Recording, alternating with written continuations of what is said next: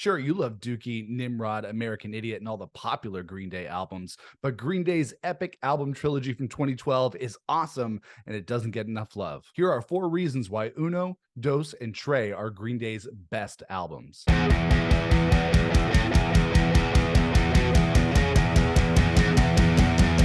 Hey everybody, it's Nick here with you, and welcome back to the Rock Squad channel. Green Day's new album, Saviors, drops on January the 17th, 2024, the follow-up to 2020's Father of All Motherfuckers, and fans everywhere so far seem to be digging the new songs. And as we approach the new Green Day album, Saviors, it's always fun to take a look back, take stock of Green Day's past albums, both the good and the bad. And when it comes to Green Day, there are some essential albums in their discography that all fans would agree are their best albums. You got Dookie, you got Nimrod, you got Insomniac, I would say Warning's up there as well, and American Idiot, and I would say that's probably it. And I love those albums too, of course, but it's always bothered me that among general music fans and even hardcore Green Day fans, that their album trilogy, Uno, Dos, and Tre, doesn't get enough love and doesn't get the recognition that it deserves. And that kind of drives me crazy. And as a Green Day fan, I think some of the best songs of the later part of their career, maybe their career in general, come from these records. They're ambitious, they're fun, they're catchy, and they encapsulate everything that we love about Green Day. So here are 4 reasons why Uno, Dos, and Tre are Green Day's best albums. That's right, 4 reasons: Uno, Dos, Tre, and Cuatro. The first reason is that these albums are beyond ambitious. I'm a sucker for expansive, multi-song, multi-part album projects, double albums, triple albums, quadruple albums.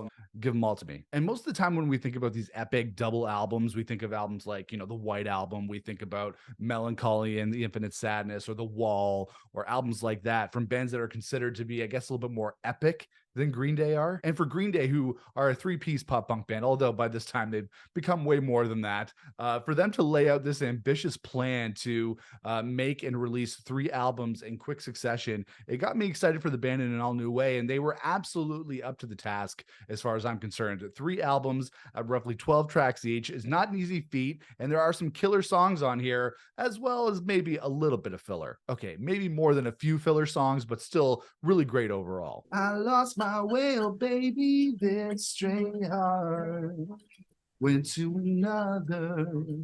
Can you recover, baby? Oh, you're the only one that I'm dreaming of. Your precious heart was torn apart by me, oh. And it's not easy to make a record. So from a recording standpoint, I can 100% respect a band that can go into the studio and record 3 albums, over 30 songs they made in this session, which is absolutely crazy. But they're not the first band to do that. A lot of bands have done that over the years. But to have it be of this high standard, like the performances on here are on this album trilogy from Billy Joe, from Mike, and from Trey Cool are all awesome.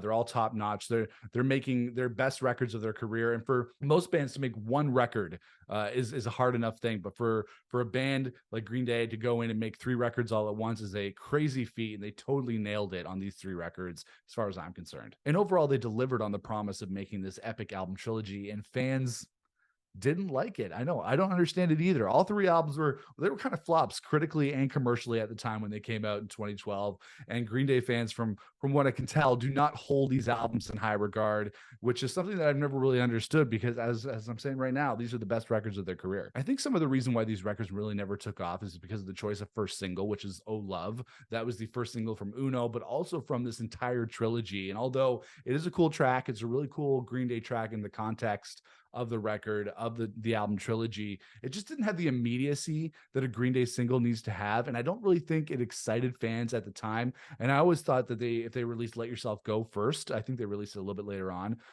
Let Yourself Go, if they released that, or Stop When the Red Lights Flash from Dos as the first track from these records, I think they would have gotten fans on board a lot more than with Oh Love. Oh love, won't you ring on me tonight? And after the relative failure of Uno, Dos, and Tre, Green Day just ended up going back to doing what they do best, which is kind of like American Idiot style Green Day, which is cool, but wasn't as ambitious and as epic as this trilogy of albums. Reason number 2, numero dos, why these albums are Green Day's best, is because they're a punk band at heart, but they really, really stretch things out musically and sonically on this album trilogy. Sure, there are plenty of old school Green Day songs on here, here. You got songs like Nuclear Family, which is the song that kicks off this entire album trilogy. I think that's a great song. Let Yourself Go, like I said, great song there. Stay the Night, Makeup Parties, Sex, Drugs, and Violence. And that's the beauty of these albums, is that there are plenty of tracks where Green Day are just being Green Day. I feel like they're not really feeling the pressure on these albums to be this big stadium rock band. They kind of just go back to the roots, play some legitimately fun Green Day songs that I think recapture the magic of some of their earlier material in general. And you'd think that's what Green Day fans wanted at the time, because 21st Century Breakdown from 2009 wasn't like a knockout record for the band. I don't remember a lot of fans going especially crazy. It felt a little bit redundant at the time, felt like a little bit of a retread of American Idiot, like Green Day kind of trying to recapture the magic of that and not really getting there. So the fact that Green Day returned to a more simple and straight ahead style on these records should have appealed more to longtime fans who really love the stuff that they did in the 90s. And there are lots of gems on here that Green Day used to stretch up musically and sonically. Like, take for example some of the ballads on this album. Amy, which is their tribute to Amy Winehouse, that's a beautiful song. Drama Queen, See You Tonight, Brutal Love. Billy Joe Armstrong sounds great on these records. His vocals sound awesome. They sound clean. He's hitting all sorts of great notes. His voice sounds really smooth and really cool on a lot of these songs. So, if you're a fan of songs like Time of Your Life or some of the less punky tracks from Green Day, maybe some of the stuff that they did on Warning, then there should be something for you on these records as well. Maybe I'll see you tonight, wherever the night takes you. Maybe you'll see me too. And then you have some legitimately experimental tracks on here, which are a little bit controversial among Green Day fans. But you know what? I think they're still cool. Some of them are better than others. Nightlife, I thought was really cool. I know it's a little bit cheeseball. Maybe a lot of Green Day fans will roll their eyes when they hear that song. Kill the DJ, love that song. When that song jumps to mind, I really, really like that. And I know, like I said, they're not exactly loved by Green Day fans, but I think they're really cool to have the albums work with all these different styles, and allowed Green Day, they got 3 albums. It allowed them to expand and flex their musical muscles a little bit more so than they have on other albums before this and after this. Someone shoot the DJ, shoot the fucking DJ. Someone shoot the DJ, shoot the fucking DJ. So you got some old school Green Day for the old school fans. You got some softer tunes to keep things fresh, keep things going. And then you got some forward thinking experimental tracks on here as well. So I just feel like there's a lot on here to love. If you're a Green Day fan, there's just so much stuff to enjoy on Uno Dos Tres. So if you had to give them another chance, you damn well do it. Reason number 3, numero 3, why Uno Dos and Tres are awesome is because they're fun. Now, don't get me wrong. I love the political side of Green Day, what they did on American Idiot, 21st Century Breakdown. Not so much some of the other stuff that they've done over the years on Father of All and Revolution Radio. I know they didn't go too far into the political stuff on there, but a little bit too much for me. Those are all decent records. There's nothing wrong with the more political lyrics that Billy Joe Armstrong does so well on those albums. But after they got all political and they got all crazy on those big stadium rock records like American Idiot and 21st Century Breakdown, Green Day just went back to being a great 3-piece California pop punk band, went back to their California roots, which is what they needed at the time, because they had gotten so big, so political, so much commentary on what was going on at the time, that they needed to take a break from being so grandiose, as far as I'm concerned. So Uno Dos and Tres for me was the return to the simplicity of 90s Green Day, which is the band that I really loved. I went to go see them, I think it was in 2000 in Toronto at the Warehouse, and that was one of the craziest, sweatiest shows that I've ever gone to. So for them to return to the simplicity of albums like Dookie and Insomniac, Nimrod and Warning, where they were just a great 3-chord rock and roll punk band with great melodies and none of that political baggage, I felt that was really enjoyable and really fresh at the time, but a lot of fans didn't agree with me. And some of the political stuff doesn't really hold up for me either, because it's so of the time. When you listen to American Idiot, it's obviously so very much about George W. Bush, who was the president at the time, but he hasn't been president for a very long time. So the political stuff for me doesn't hold up as well as the normal Green Day songs that we know and love. And these albums in general just have a way more loose and fun vibe than some of the previous Green Day material that we got in the preceding years. You got songs like Fuck Time, great title.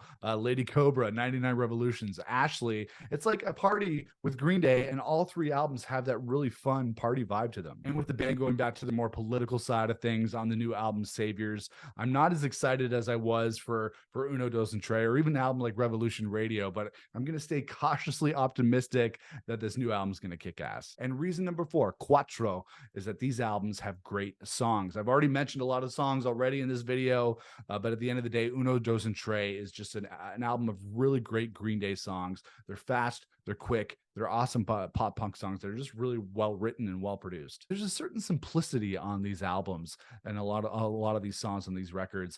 They went so big and so grandiose with American Idiot. They're not trying to do something epic like that on this anymore. They're just writing a lot of really great pop songs, and it's kind of almost got like a Beatles vibe to it. If you look at a lot of the run times for these tracks, they all clock in between 2 to 4 minutes, which is the perfect pop rock single territory, even great album track territory, which is not a necessity for music. I know songs can be any length and can still be great, but I feel like Green Day's songwriting on these albums was really tight, really economical. Like I said, very Beatle-esque in the way that they were writing these songs, writing quick and witty pop songs that are tight, melodically, instrumentally, and I enjoy a lot of that aspect of these records.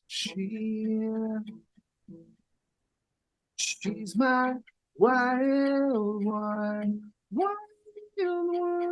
My heart is in panic, her eyes look so manic now. I think a lot of Green Day fans, both casual and hardcore Green Day fans, missed what the band was really trying to go for on these records. They were so enamored with the big political side and the big epic stadium rock side of Green Day with American Idiot and 21st Century Breakdown that when the band came back down to earth and started doing more of the traditional kind of 90s style stuff, the fans just didn't really respond to it. But as I've said throughout this video, the songs speak for themselves. Let Yourself Go, Stray Heart, Stop When the Red Lights Flash, Wild One, Lazy Bones, Sex, Drugs, and Violence, Ex-Kid, love that one, Missing You. There's no shortage of great tracks on this album trilogy. And if that's not enough, the band released a documentary about the making of the album trilogy called Quattro, so it kind of completes that whole thing there. And they also released an album of demos called Demolicious, and there was an additional song on there called State of Shock. So all in all, with these 3 albums and that additional demo, we got 38, count them, 38 brand new Green Day tracks from the Uno, Dos, Tres, and Quattro sessions. And fans still complained. I absolutely do not get that. There's something seriously wrong, in my opinion, when you're a fan of a band and the band releases 38 brand new songs and then fans just scoff at it like it's nothing. Like, it makes no sense to me.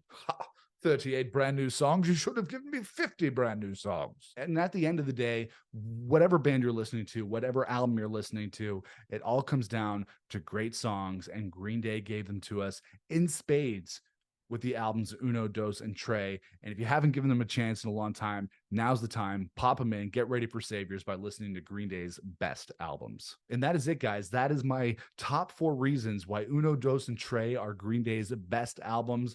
Let me know in the comments whether you agree or disagree. Let's have a conversation. I think they're the best. I think they bring back the best of Green Day that we knew and loved back in the 90s. And I'm really excited for the new record, Saviors. We'll see if I like it as much as this album trilogy. Let me know what you thought in the comments. Make sure to toss us a like for this video if you liked the video. Subscribe to us here on the Rock Squad channel if you love to rock out as much as we do. And follow us on social media on Instagram and TikTok at Rock Squad Pod. But I'll see you guys again for another video here on the channel. Until then, rock on, everybody.